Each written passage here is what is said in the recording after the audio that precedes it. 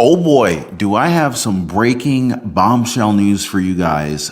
Fani Willis is in some serious hot water, folks. In fact, Fani Willis may have just received the worst news from her ex-secret lover, Nathan Wade, and the outcome of the congressional testimony that has just come out, guys. Holy cow, guys.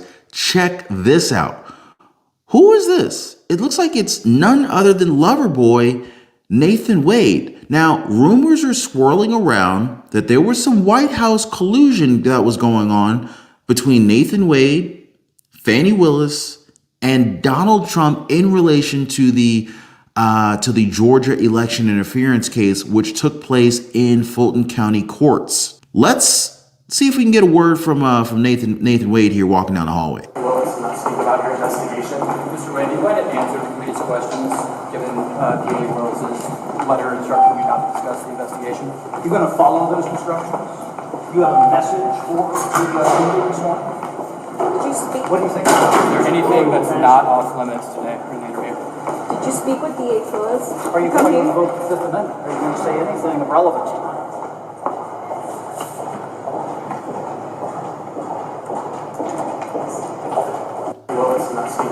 Now, wouldn't it be a shame if this video were to go viral and this literally just comes crashing down on Fani Willis's world? Nathan Wade was in Washington today. You remember him. Wade was, or maybe still is, the boyfriend of Fulton County DA Fani Willis. He is also the former special prosecutor in former President Donald Trump's Georgia election case. Despite an office with assistant DAs, Willis had hired Wade. He is now the former special prosecutor because Wade had to step down. This after Wade and Willis's love affair became public, and the judge issued an order saying that one of them, Wade or Willis, had to withdraw from the case. Wade chose to withdraw. His withdrawal allowed Willis to stay on the case, and today Wade appeared for a deposition from the House Judiciary Committee. The deposition was closed to the press, but 4 days ago, on October 11th, and before today's deposition of Wade, DA Willis sent two separate letters. The first letter was addressed to Wade. It reads in part, quote, "I write to remind you of your continuing obligation not to disclose any confidential information related to ongoing criminal matters on which you worked while you were a special counsel district attorney, including information that is protected from disclosure by grand jury secrecy rules or applicable legal privileges held by the office. To that end, this letter should serve as a formal notice that Fulton County DA is asserting all applicable legal protections and privileges over the information you obtained as a result as special counsel to this office," end quote. Now, the second letter was addressed to Chairman. Now, guys, what does this really mean? What this means is that Fani Willis is scared. She's running scared, and she's clearly desperately trying to find any type of legal jargon that she can pull together, any type of law that she can grab and muster up to keep her ex-lover, secret love affair boyfriend from basically ratting her out. So she's leveraging attorney-client privilege here, among other things, to keep him silent. But I think it's so sad that it took a subpoena to get the truth to come out. These people have proven time and time again that they just cannot be trusted. But sadly, a lot of dancing around questions took place. Okay, I want you guys to have a look at this. This is actually the transcript from the open house committee today. So basically the question to Nathan Wade was, so I was asking if he remembered whether you would have had a paralegal, someone that was on your team, or an assistant reach out to schedule this conference with White House counsel. His answer, of course, I don't recall. Okay, so the next question is, okay, do you remember who attended this conference with White House counsel? Nathan Wade's answer, I don't recall. Basically pleading the fifth here. Is it safe to assume, since you billed for the conference with White House counsel, that you attended this conference with White House counsel? He answered yes. Okay. Do you remember if it was in person or by telephone? I don't recall. How you gonna not remember if you were there or not? Come on, guys. Are y'all buying that? Because I ain't buying it.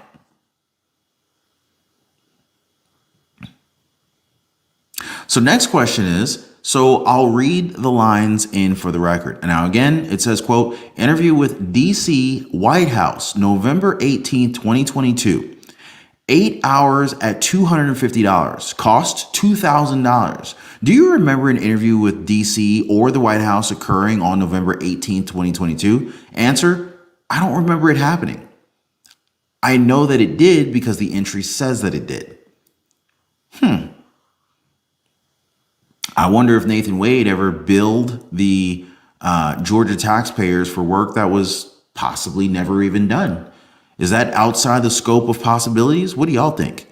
So the next question is, do you remember it occurring on or near November 18th? Answer from Nathan Wade was, I don't remember it happening, but I know that it did because the date completed says November 18th. Okay. Next question says, do you have any recollection of what you were referring to or who you were referring to when you said interview with DC White House? Nathan Wade answers, I don't. This, to me, sounds like somebody's got something to hide. Now, I've worked with a lot of attorneys over the years, and when they bill by the hour, they provide a lot of detail, lots of color, lots of clarity with regard to the work that was completed, who they worked with, spoke with, had conversations with, emailed, correspondence, and everything whenever they bill by the hour, especially when they bill by the hour. So for Nathan Wade, and if you guys remember, this guy was highly sought after by the White House, by Washington, D.C. Why would this guy, who was so highly sought after, have piss poor level notes in terms of what was discussed, who he has met up with, whether he was there in person or if it was on a phone call? Come on, guys. There is a lot that is about to be uncovered here, and I cannot wait to share with you guys. Oh man, this is getting me fired up, guys. This is really getting me fired up here, guys. Now, if you guys remember Fani Willis, she's the district attorney, the prosecutor from Fulton County, Georgia, that was going after Donald Trump and about 18 other co-defendants in the Georgia election interference case, which we were hearing a lot about earlier in the year. This case was on pause for a little while because of the Supreme Court's review and ultimate decision regarding Donald Trump's immunity. And so anyway, we got a breaking bombshell update for you guys today. If you haven't already, hit the like button, subscribe to the channel. Let's jump into this here.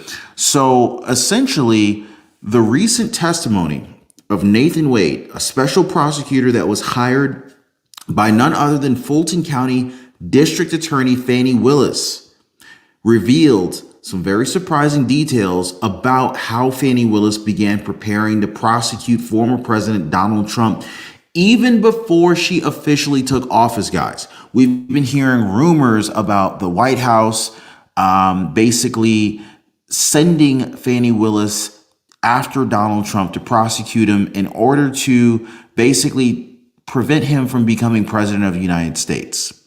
There were accusations, but there was never any actual proof to corroborate these accusations. Well, guys, Nathan Wade's testimony today was given in a closed door session, and it was later released by the House Judiciary Committee, shedding a lot of light on Fani Willis's early actions. This is going to shock you guys. For some folks, it's actually going to confirm some conspiracy theories. You know what I'm saying? Now, you guys know that we've been following this case very closely. So this, it warms my heart to be able to share this update with you guys. All right. So we all know Donald Trump's innocent. So let's just go ahead and put that out there.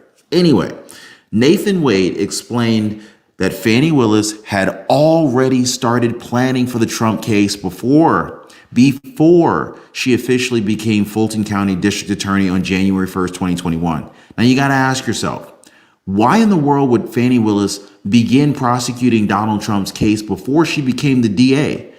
Who tipped her off? Who tipped off Fani Willis to go after Donald Trump?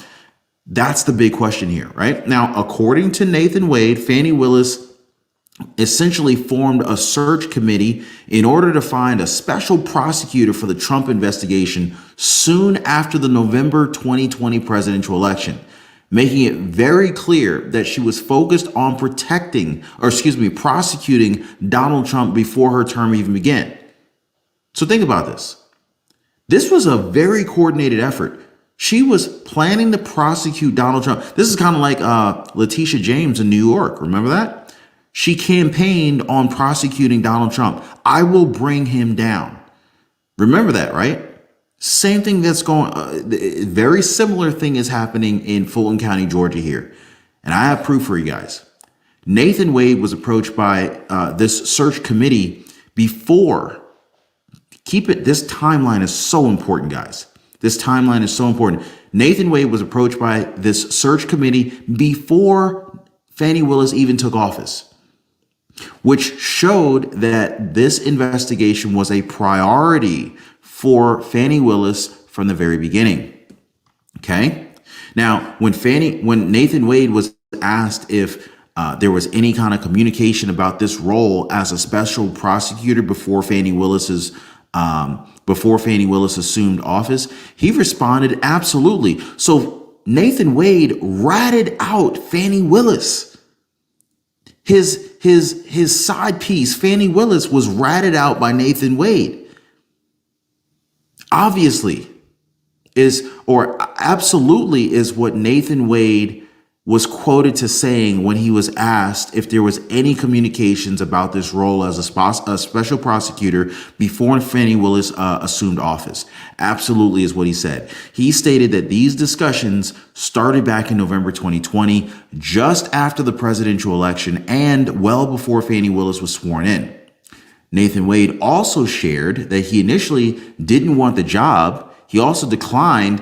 He made sure to share this part. He shared that he initially didn't want the job and that he declined the offer multiple times. He went on to explain that the committee pretty much kept trying to convince him, saying, hey, quote, the committee turned their guns on me, end quote, meaning that they really pushed for him to take the position. Makes you wonder, why was that? Why was the committee pressuring Nathan Wade to take this position? What was so special about Nathan Wade? He eventually agreed because he found the legal issues involved in the case interesting and unique, so he says. Now, as Nathan Wade put it, quote, it was unlike anything that has ever happened in American history. So I was right in that regard, end quote. Now, despite his hesitations, Nathan Wade accepted the role. However, he admitted that he didn't fully realize the potential consequences of being involved in such a high-profile case. Get this, guys. The rabbit hole goes even deeper, okay? Former Georgia Governor Roy Barnes even warned Nathan Wade about the risks. But Nathan Wade, at this point, I guess he was a little bit too curious, and he chose to continue, attracted by the legal challenges of this case. Probably also attracted to Fani Willis's case, if you know what I mean. Now, he also revealed that he communicated with Fani Willis daily during this transition period that ended up leading up to her official start as the district attorney. Okay. Oh boy. So Nathan Wade, he wasn't solely focused on the Trump case during his time at the Fulton County District Attorney's office. He claims that he supervised attorneys that were handling other criminal matters, criminal cases as well, through his involvement, although it was actually his involvement with the Trump investigation, which remained to be a significant part of his role.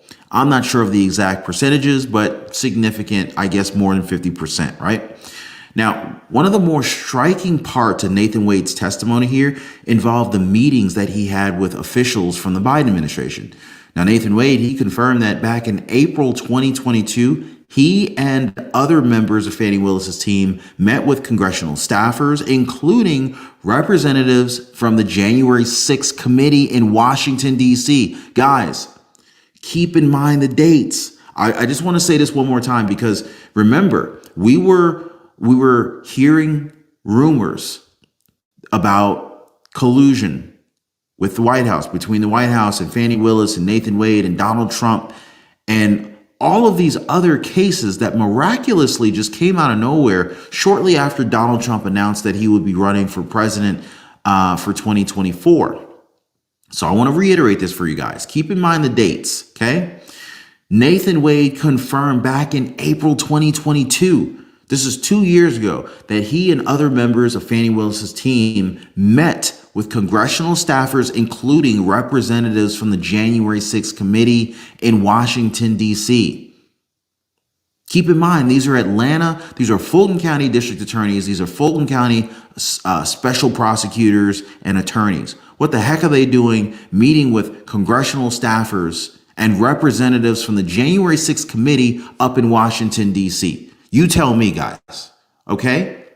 Now, these meetings, according to Nathan Wade, they were to share insights about the Trump investigation, but he made it very clear that no evidence was shared with or retained by the federal officials. Okay, so let's talk about this for a second. These meetings, according to Nathan Wade, they were to share insights about the Trump investigation. Why do you have to meet in person for that? Why was this being coordinated with this particular special prosecutor before Fani Willis was even officially a district attorney in Fulton County, Georgia? You got to wonder about that, right? Now, as the House Judiciary Committee investigates whether there were political motivations behind the Trump investigations, Wade's testimony could become very important here, guys. His revelations are very likely to be used by Donald Trump's legal team as they prepare their defense against the charges that are being brought by Fani Willis's team. Now, guys, there's also some big news that is coming out regarding Fani Willis losing a major case, which was actually presented by none other than the very famous Ashley Merchant. Guys, I'm going to be covering that very soon. You definitely want to follow that. You definitely want to subscribe to the channel, because when I drop that bombshell news, this almost ends Fani Willis's world as we know it. Okay. Again, hit the like button for the video. Definitely subscribe to the channel. I will continue to bring you guys more bombshell breaking news as it comes out. Appreciate you guys being here. I'll see you guys on the next one.